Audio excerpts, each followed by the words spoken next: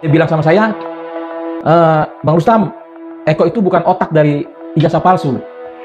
Otaknya itu Pratikno. Yakin, memang ijazah ini ada yang buat, yaitu otak besarnya Pratikno. Mastermind-nya adalah Pratikno. Pratikno. Hari ini publik digegerkan dengan pernyataan Rustam Effendi. Terungkap akhirnya siapa dalang dan otak besar dalam pembuatan ijazah palsu Jokowi. Pantas saja dari pihak kepolisian pun tidak berani menunjukkan ijazah Jokowi karena ada orang besar atau tokoh besar dari kalangan UGM yang ikut terlibat. Pratikno, lu jangan enak-enak aja lu membiarkan kasus ini, padahal lu pelakunya. Dan saya minta kepada Pak Prabowo Subianto, ini orang harus dipecat ini orang nih. Siapa otak besarnya? Dalangnya. Dalangnya. Pak Prabowo, Pratikno jangan cuma dicopot, tapi harus ditangkap. Bagaimana perjalanan dan cerita lengkapnya sehingga Pratikno diduga kuat sebagai dalang dan otak pembuatan ijazah palsu Jokowi. Beginilah kronologisnya. Ada informasi baru apa nih terkait kasus ijazah Jokowi? Jadi ijazah ini kan saya memang meyakini, Bang, kalau ijazah ini ada yang buat gitu loh. Jadi kalau Rismon akan menjadi saksi mahkota dalam hal ini, terus Suryo, Dr. Tifa dengan segala penelitiannya, buat saya itu nggak penting gitu loh. Karena apa? Karena memang ijazah ini ada yang buat gitu loh. Jadi biar gimana palsu gitu intinya gitu, Bang. Nah, kabar terbaru itu kemarin atau sehari 2 hari yang lalu aktivis ngumpul. Saya diundang aktivis 80-90 gitu Di Jakarta? Di Jakarta. Karena kan aktivis itu nggak lepas dari almarhum abang ipar saya, almarhum Nuku Sulaiman yang mempunyai sejarah dalam demokrasi gitu kan. Nah, di situ saya dikasih waktu untuk bicara. Nah, saya bicara di situ. Saya meminta kepada senior-senior aktivis yang memang tahu soal pembuatan ijazah palsu Jokowi itu, terutama yang saya duga kuat itu Eko Sulistyo, mantan KPUD Solo, atau biasa dipanggil dengan kawan-kawan aktivis Eko Panjul, agar memberitahu gitu loh, perjalanan ijazah palsu itu bisa terjadi gitu loh. Alhamdulillah saat itu saya ketemu dengan orang yang sangat dekat dengan Eko. Dia aktivis juga, dekat sekali dengan Eko, sangat dekat dari awal itu. Jadi di saat itu saya ngomong, tolong bantu saya untuk bongkar ijazah palsu Jokowi. Hari ini aktivis bicara soal demokrasi, soal kesejahteraan rakyat, tapi masalah yang benar-benar besar buat negara ini nggak berani bersuara gitu loh. Jadi jangan dilihat itu kawan saya, Eko itu teman saya, jangan lihat begitu. Saya minta supaya ini dibongkar, bantu saya untuk bongkar ijazah itu gitu loh. Ternyata ada kawan dekatnya Eko datang gitu loh. Saya datangin, saya bicara soal Eko Panjul.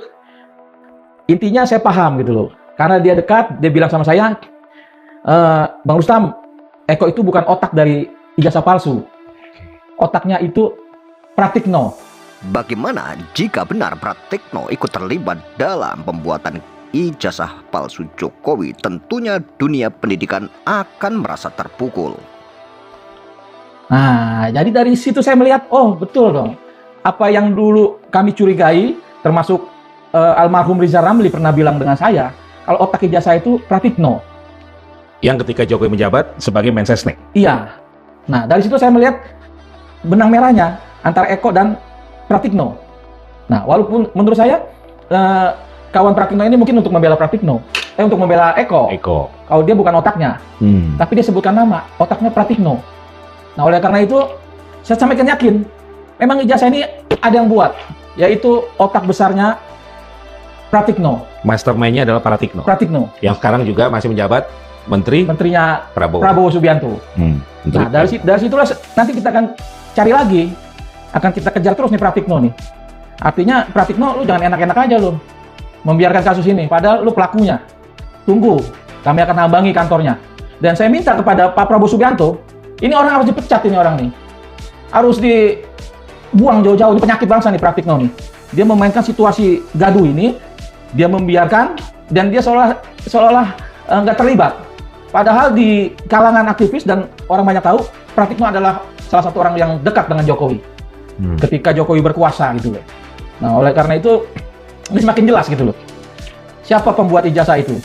Siapa otak besarnya? Dalangnya. Dalangnya. Artinya Pratikno, kalau memang ini benar, ini sudah merusak dunia pendidikan nih Pratikno. Ini harus ditangkap menurut saya nih. Pak Prabowo, Pratikno jangan cuma dicopot, tapi harus ditangkap supaya dia mempertanggungjawabkan keadaan negara ini. Coba Bang Margi pikir, ketika 2014 itu mencalonkan presiden, kalau ini terbongkar dari 2014, artinya presiden saat itu Prabowo. Artinya Prabowo juga dibohongi nih oleh Pratikno dan Jokowi. Jadi saatnya Prabowo bersih-bersih. Orang di sekitarnya Pak Prabowo yang sebagian besar banyak dari Jokowi, yang artinya ini orang berbahaya di sekitar Pak Prabowo. Jangan sampai mereka bermain, Prabowo besok jatuh. Lalu Rustam Effendi ini dapat data dari mana sehingga berani mengatakan bahwa Pratikno ikut terlibat? Jika yang dikatakan oleh Rustam Effendi ini adalah tuduhan semata tanpa ada data, ini akan berakibat dan berdampak hukum terhadap Rustam Effendi. Tapi admin sejauh ini masih percaya apa yang dikatakan oleh Rustam Effendi. Oke. Tuduhan ini kan seringkali berakibat ada laporan polisi. Bang Rustam sudah siap dengan itu, dengan tuduhan kepada Pratikno? Saya bukan hanya siap tuduhan dengan Pratikno, justru Pratikno yang kita laporkan. Pratikno, Eko Panjul, bahkan Jokowi. Karena 3 orang ini nih yang merusak nih. Kan memang ini ijazah ini kan kasus kejahatan terorganisir nih. Sistemik. Sistem susah untuk dibongkar gitu loh. Karena memang jaringan-jaringan ini kan berkuasa gitu loh. Termasuk juga dengan Partai Coklat yang hari ini masih Listio Sigit. Tapi kan namanya kejahatan, kebohongan nggak bisa ditutupi. Akan terbongkar dengan mencari jalannya sendiri gitu loh. Nah sedikit-sedikit saya udah mulai mencari, menginvestigasi siapa pembuat ijazah ini. Ini mulai kelihatan gitu loh. Benang merahnya. Benang merahnya. Sampai hari ini Eko Panjul juga selalu saya sebutkan namanya. Dan dia nggak berani tampil gitu loh. Bahkan kawan dekatnya pun bilang seperti itu. Yang otaknya ini bukan Eko Panjul, tapi Pratikno. Nah, artinya kan mereka berdua ini saling tahu gitu loh. Nah, dia membela kawannya ini dengan menyatakan kalau itu bukan otaknya, tapi ada otaknya lagi, Pratikno. Nah, ini harus kita kejar. Jadi saya minta polisi juga berhati-hati nanganin ini, apalagi kejaksaan. Harus hati-hati. Ini bola panas nih, saya rasa jangan ditampung oleh kejaksaan nih. Ini kan berbalik nih. Mendingan dipulangin lagi ke polisi, biar bingung tuh kan. Tuduhan dari Rustam Effendi ini tidak main-main dan ini bisa berdampak hukum yang sangat luar biasa. Dan kenapa ijazah Jokowi ini tidak kunjung P21? Apakah sebenarnya kejaksaan juga ragu tentang ijazah Jokowi ini, padahal beberapa orang sudah ditetapkan sebagai tersangka? Akan tetapi kejaksaan meragukan keaslian ijazah Jokowi sehingga kasus ini tidak kunjung disidangkan. Kemarin saya lihat ketika konferensi pers itu kan ada foto-foto yang bersebaran di sosial media. Yang orang yakin itu orang bukan fotonya Jokowi kok. Giginya rata dibilang itu Jokowi. Jadi kan ini suatu hal yang menurut saya kacau negara ini. Kita diarahkan ke selembar kertas gitu loh.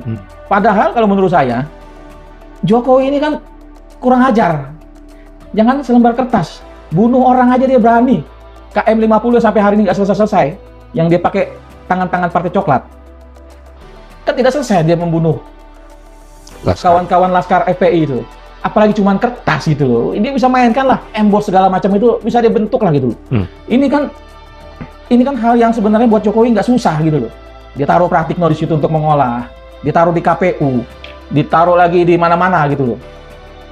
Sampai kemarin persidangan Bu Natua dan Bon Jovi aja sudah melihatkan carut-marut kelembagaan itu gitu loh. Dari situ kita bisa lihat ini ijazah ini memang bermasalah gitu loh. Pasti ada pemain-pemain besar di balik itu. Bang Rustam, kenapa nama Pratikno tidak terlalu muncul dalam kasus ijazah palsu ini menurut Bang Rustam? Ya itu, karena kita diarahkan dari kemarin tuh masalah kertas saja, selembar ijazah gitu loh. Yang saya lihat itu memang ketika digelar perkara khusus, saya lihat jari jauh aja itu bukan asli, karena fotonya masih foto yang Jokowi berkacamata dan berkumis.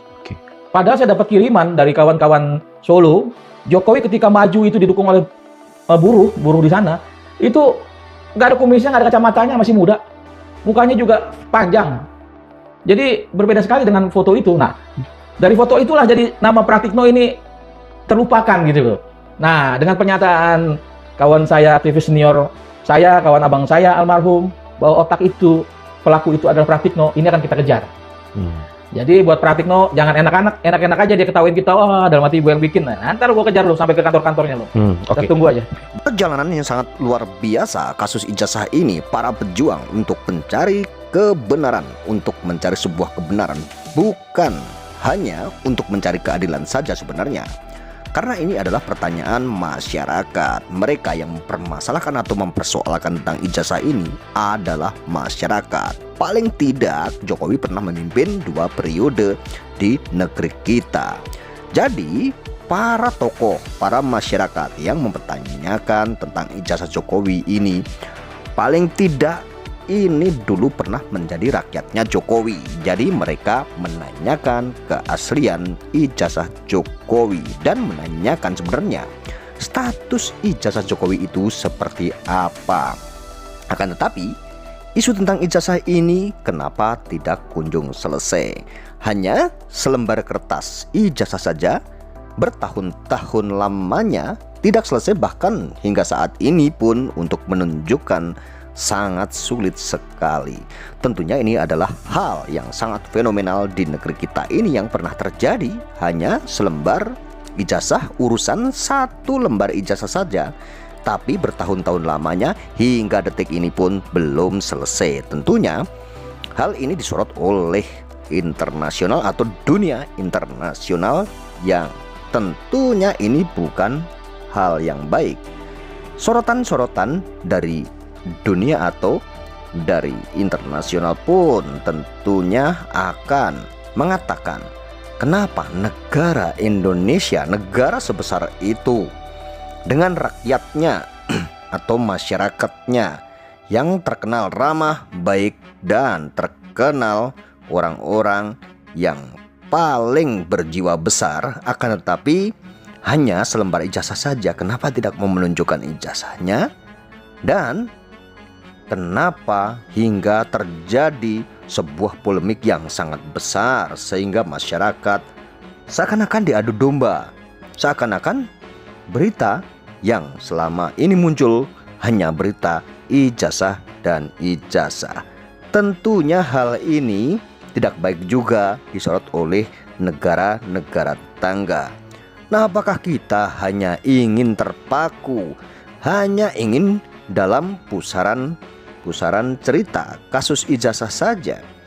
Apakah tidak ada agenda-agenda lain dan tidak ada sebuah berita-berita yang lebih penting lagi daripada kasus ijazah ini? Seakan-akan kasus ijazah ini atau isu tentang ijazah ini memang sengaja dipelihara.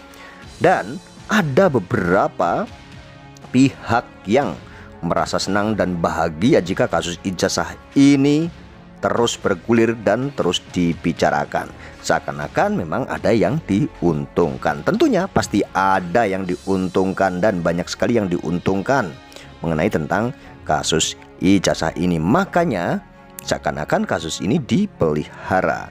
Kita sebagai masyarakat kecil, kita sebagai masyarakat awam tentunya menginginkan kasus ini cepat selesai dan isu-isu yang sudah terlewati dijadikan sebuah pelajaran kita semua bagi semua rakyat Indonesia agar belajar dengan adanya hal ini sebelum terjadi perpecah belahan, terjadi perselisihan dan terjadi keresahan.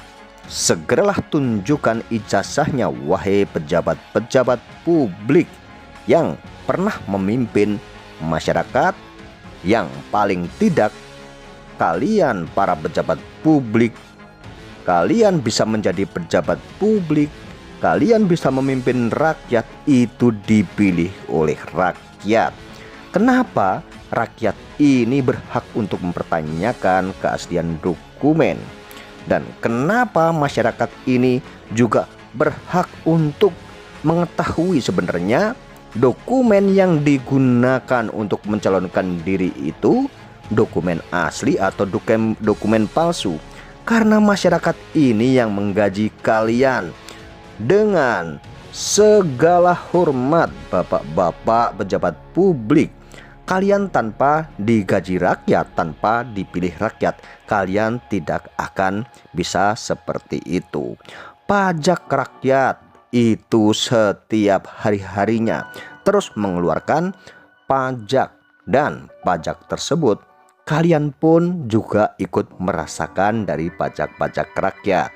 Maka dari itu kita semua dan kami mungkin memohon kepada bapak-bapak pejabat publik, Mari kita tunjukkan kejujuran. Mari kita perlihatkan ke masyarakat bahwa memang kejujuran itu ada di kalian semuanya.